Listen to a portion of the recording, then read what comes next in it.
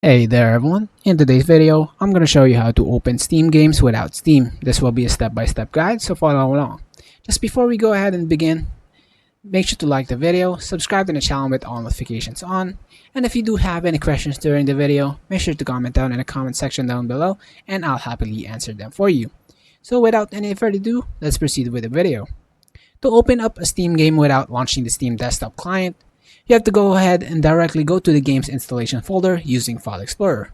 So for that, you have to go ahead and click on your File Explorer right over here. And if you don't find the File Explorer icon on your taskbar, just go ahead and click on Start Menu and then type in File Explorer. Open it up. Over here, go ahead and click on your This PC. Just go ahead and keep in mind, most likely, if you have a big drive on your C drive, your Steam app or your Steam folder should be here. So for example, go ahead and click on your C drive. On default, it's currently on Program Files x86. As you can see, go ahead and scroll down. But if you did go ahead and change your folder, if you don't have enough drive or storage for your games, you could be the same solution for me. So I have my other Steam folder over here on the D drive. There's a lot of space here, so I put my Steam folder over here.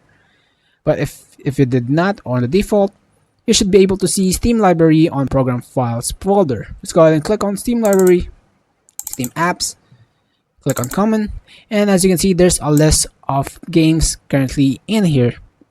So these are all folders for the game. Let's go ahead and try to launch NBA 2K26. To do that, just go ahead and click on the folder, scroll down until you see the section that says the game itself, but make sure it says application.